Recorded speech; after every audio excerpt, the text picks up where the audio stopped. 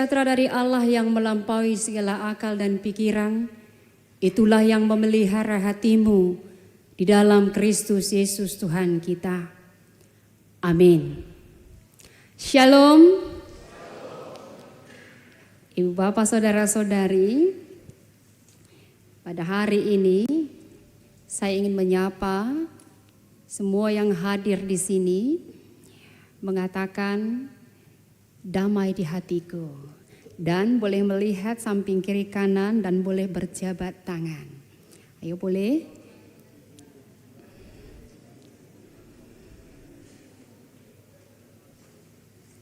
Ya, kalau sudah ada damai, berarti tadi waktu kita yang terbuang kurang lebih 1 jam itu tidak akan sia-sia. Karena pasti banyak pertimbangan. Jadi mohon maaf kepada Amang, Inang, Opung yang kalau perutnya sudah keroncongan. Kalau mahasiswa, anak-anak muda mungkin lambungnya udah kuat nih ya, udah tahan. Jadi kepada orang tua kami yang boleh hadir bersama-sama dalam ibadah ini, atas ketidaknyamanannya kami memohonkan untuk bisa dimaklumi. Nah, mungkin di antara kita ada yang belum mengenal saya. Saya adalah Nyonya Pardede, Pendeta Rapina Ina Buana Habeahan.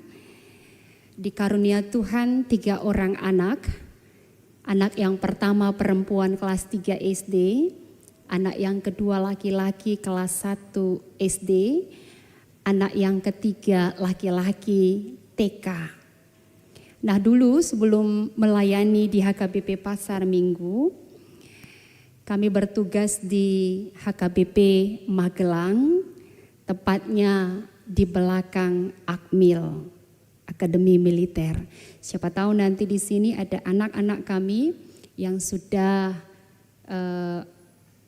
berkeinginan mau sekolah di sana ya, atau yang nantinya tamat dari kuliah mengambil profesi untuk menjadi TNI ya, bisalah di Akmil ya, menjadi prajurit-prajurit yang hebat. Ya, anak-anak kami di sini, Naposo Bulung dan juga orang tua kami, pada hari ini bahwa firman Tuhan akan menyapa kita yang diambil dari Kitab Lukas 5 ayat 1 sampai ayat 11. Saya akan baca bagi kita, mari boleh kita simak di dalam hati kita masing-masing. Beginilah firman Tuhan.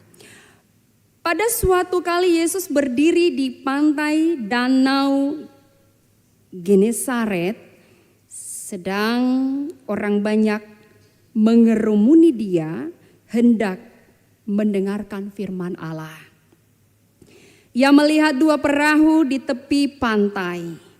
Nelayan-nelayannya telah turun dan sedang membasuh jalannya.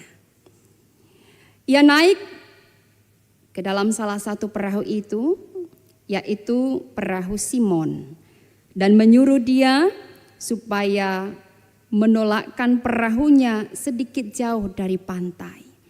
Lalu ia duduk dan mengajar orang banyak dari atas perahu.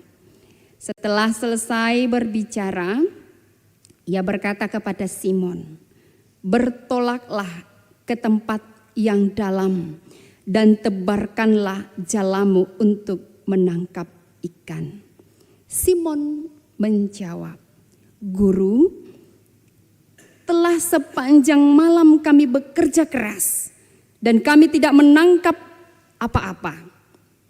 Tetapi karena engkau menyuruhnya, aku akan menebarkan jala juga."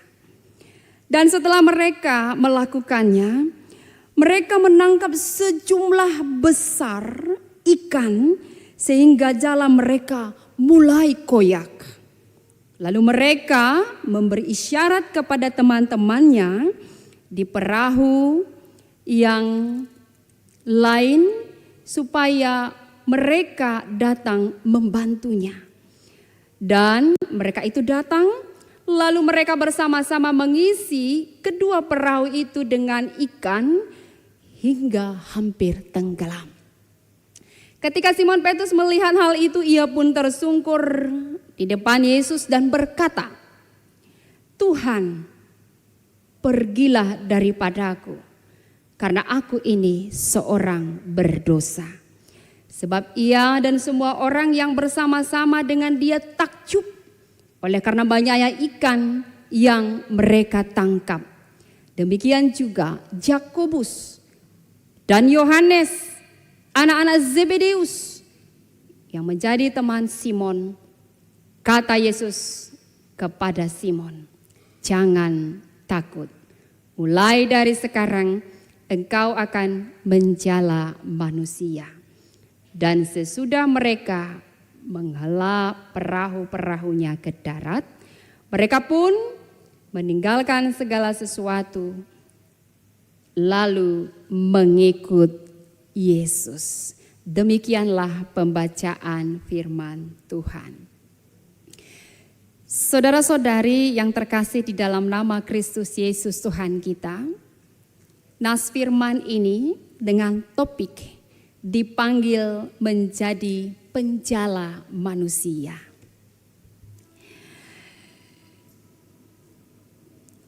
Penjala manusia itu berarti bahwa bagaimana kita memahami setiap orang akan percaya, menerima, dan mendapat keselamatan dari Tuhan melalui mewartakan Injil, menceritakan tentang kebaikan Tuhan. Jadi digaris bawahi, menceritakan tentang kebaikan Tuhan, mewartakan tentang kasih Tuhan, menjala manusia, bukan menjala uang. Bukan menjala harta.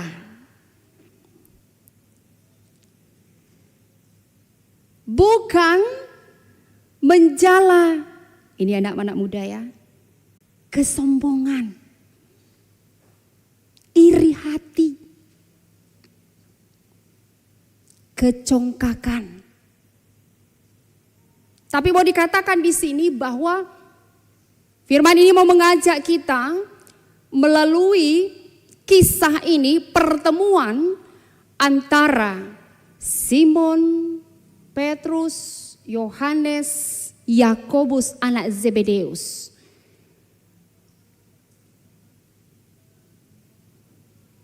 Dan firman ini juga mau menegaskan bahwa bagaimana Tuhan akan menunjukkan kuasanya bagi orang-orang yang percaya.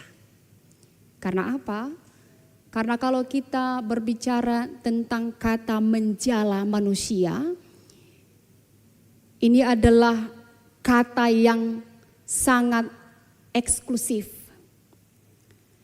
Sama halnya dengan berbicara tentang pokok anggur, berbicara tentang terang, berbicara tentang garam.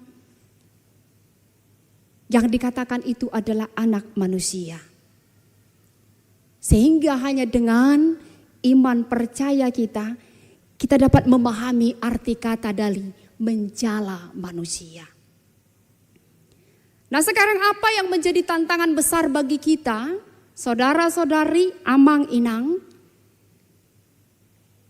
Ketika kita diajak untuk menjala manusia, ketika kita diajak untuk memberitakan, menceritakan, mewartakan tentang siapa itu Kristus.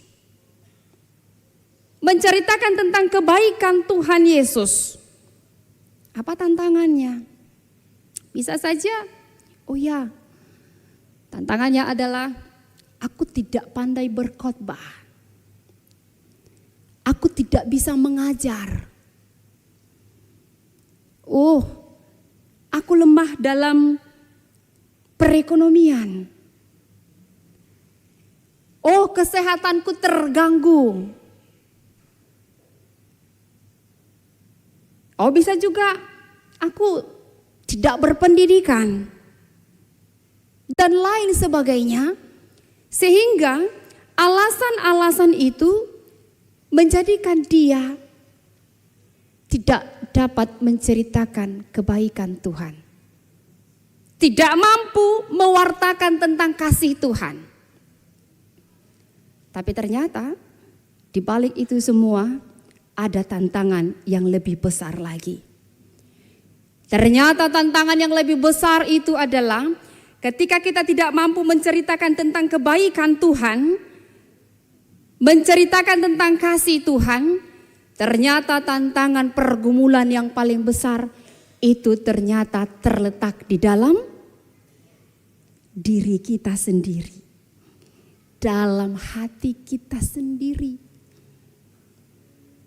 Karena itu tadi semangat anak muda masih ingin menceritakan tentang kehebatannya, masih ingin menceritakan tentang talentanya, kebisaannya, kecakapannya, masih ingin menceritakan apa yang dia punya, kehebatannya lah. Sehingga itu tadi timbullah, mulailah lagi dia sombong, mulailah dia iri hati, mulailah dia ceroboh, mulailah dia salah jalan. Karena apa? Karena kita harus ketahui, tantangan yang paling besar ketika kita tidak mampu menceritakan tentang kebaikan Tuhan adalah dimulai dari diri kita sendiri. Bisa juga tantangan yang besar muncul dari keluarga kita. Kita dibesarkan dari keluarga yang seperti apa? Sepertinya aku tidak melihat dalam keluargaku ada kasih, kan begitu ya. Sepertinya ibu bapakku tidak akur, berpisah, bercerai. Sepertinya kasih Tuhan gak ada, ragu dia akan kebaikan Tuhan. Sehingga bagaimana dia ingin menceritakan kebaikan Tuhan, karena di dalam keluarga pun dia tidak diperhatikan, dia kurang perhatian, dia diabaikan. Dan bahkan di dalam komunitas jemaat persekutuan juga. Sehingga dia tidak mampu menceritakan kebaikan Tuhan itu yang luar biasa, yang dahsyat itu. Memberikan dia kesehatan, memberikan dia talenta, memberikan dia prestasi.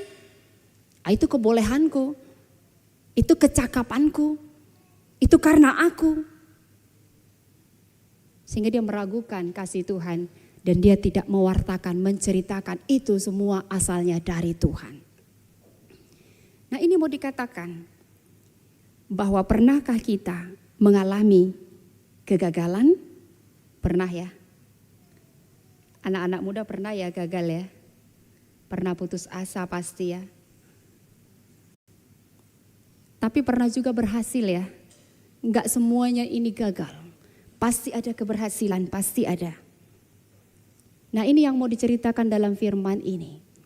Bahwa ketika Simon merasa gagal, tidak mendapatkan apa-apa, ketika dia menjala ikan, semalaman suntuk, gak dapat apa-apa, dia gagal. Dia berkatakan kepada Yesus di ayat 4, Guru, katanya gitu ya.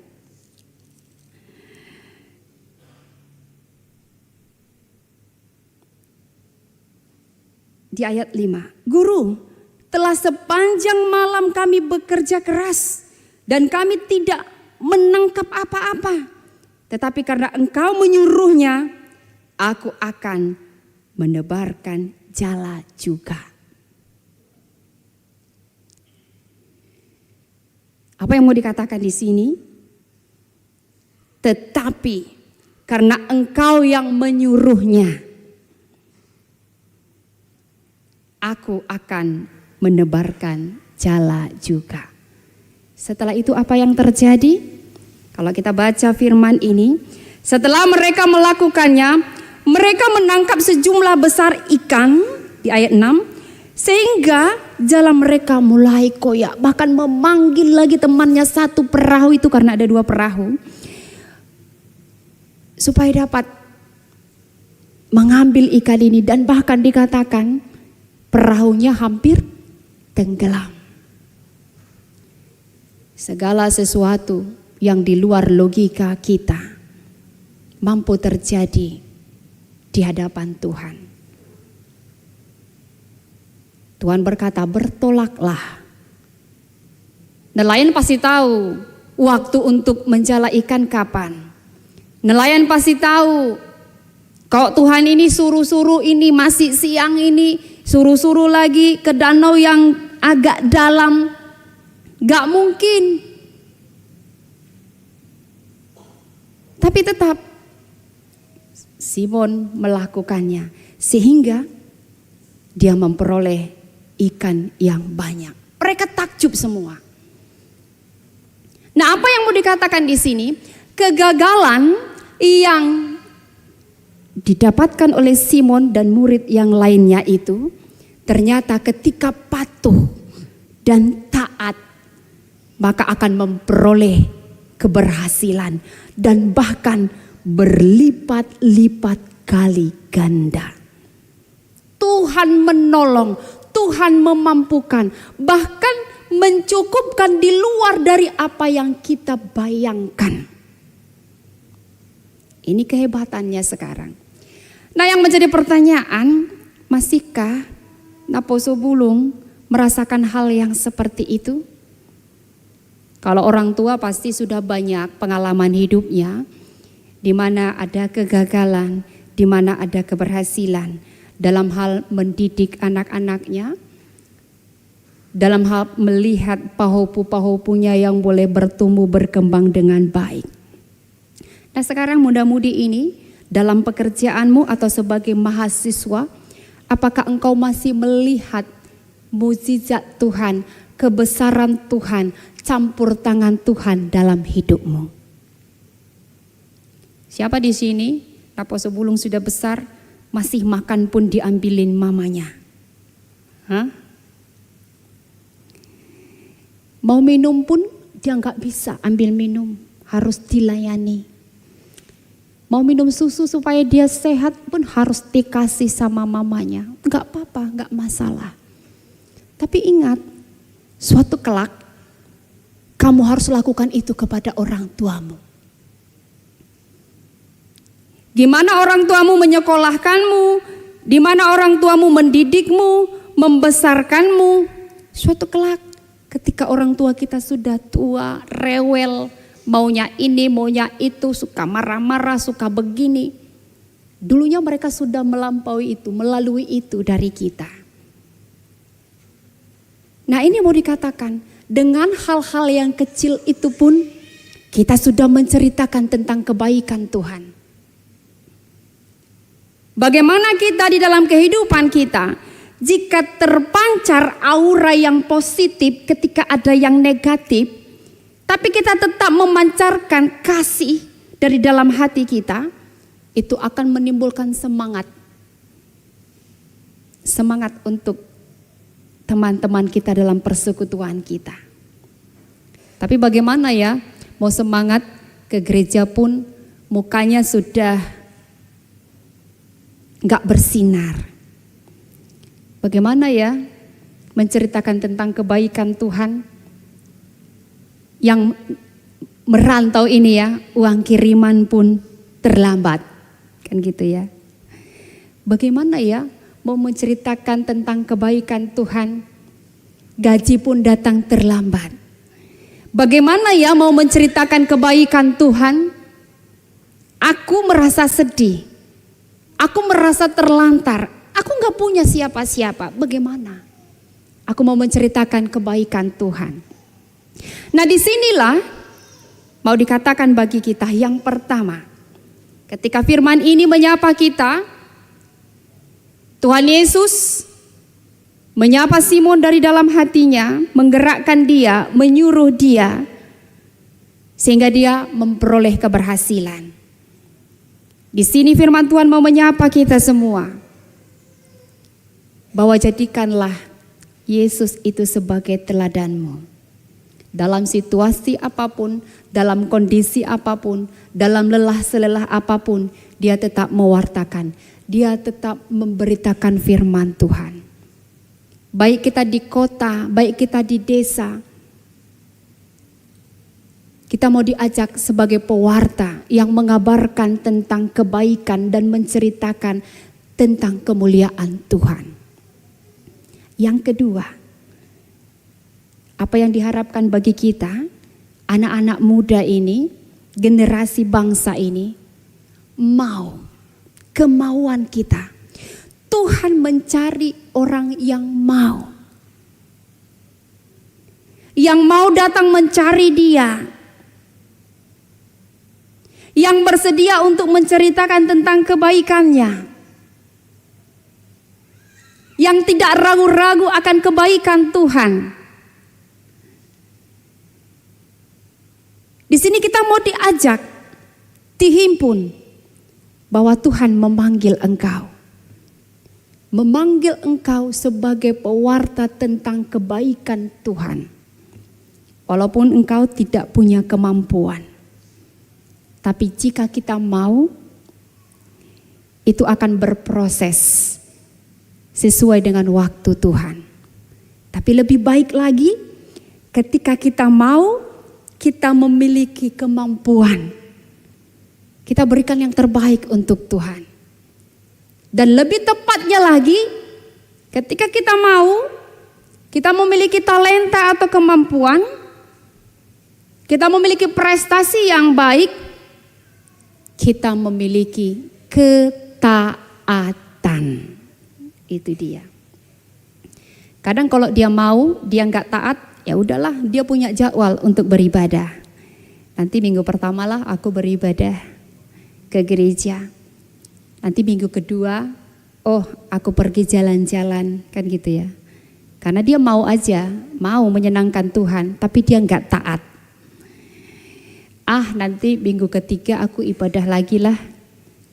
Minggu keempat yang melayani song leader aku nggak suka.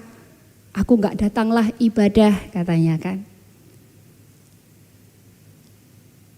Bukan begitu yang mau diinginkan bagi kita. Tapi mau dikatakan di sini bahwa sebagai anak-anak Tuhan yang sudah terpanggil, tantangan pasti ada, hidup tidak akan berjalan dengan mulus, gejolak pasti ada, sakit penyakit pasti ada.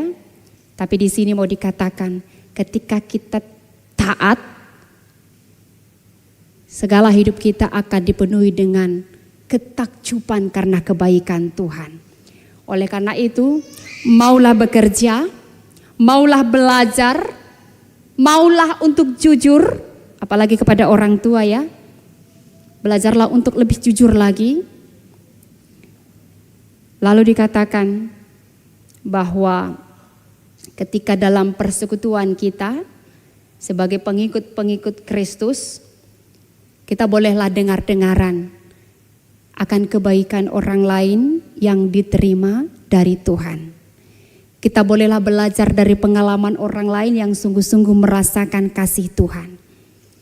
Belajarlah untuk lebih sering berdoa meminta kepada Tuhan. Itu sudah harga mati. Sebagaimana kita mampu menceritakan tentang kebaikan Tuhan, pedomilah, ayomilah bahwa melalui perkataan kita, mulut kita verbal ataupun non-verbal, melalui tindakan kita, itu semua dapat menceritakan tentang kebaikan Tuhan. Sering-seringlah berdoa, sering-seringlah mendengarkan firman Tuhan, dan sering-seringlah bersekutu di dalam rumah Tuhan. Engkau ketika gagal, Tuhan akan menolongmu, akan ada jalan. Oleh karena itu, sekolahlah yang betul. Sekolahlah yang benar, kuliahlah yang benar. Jangan mengecewakan. Bergaullah yang benar. Jadilah terang di dalam pergaulanmu. Dan jika ada tanda kutip di sini yang berpacaran, berpacaranlah yang benar juga. Ada waktunya untuk segala sesuatu yang tepat dan yang baik dari Tuhan. Jagalah persekutuanmu, jagalah persaudaraanmu di dalam keluargamu, jagalah hubunganmu dengan orang tuamu, dengan saudaramu, tetanggamu, samping kos-kosanmu, samping kontraanmu. Jadi pewartalah yang penuh kasih, yang sabar, yang jujur. Tunjukkan kita memiliki kapasitas diri yang tinggi, yang berprestasi, yang intelektual. Tunjukkan kita sebagai pengikut Kristus. Oleh karena itu, biarlah firman ini mengajar kita, menuntun kita, menolong kita, sehingga dalam pergumulan kita akan merasakan mujizat-mujizat Tuhan yang selalu menolong kita. Amin. Kita berdoa.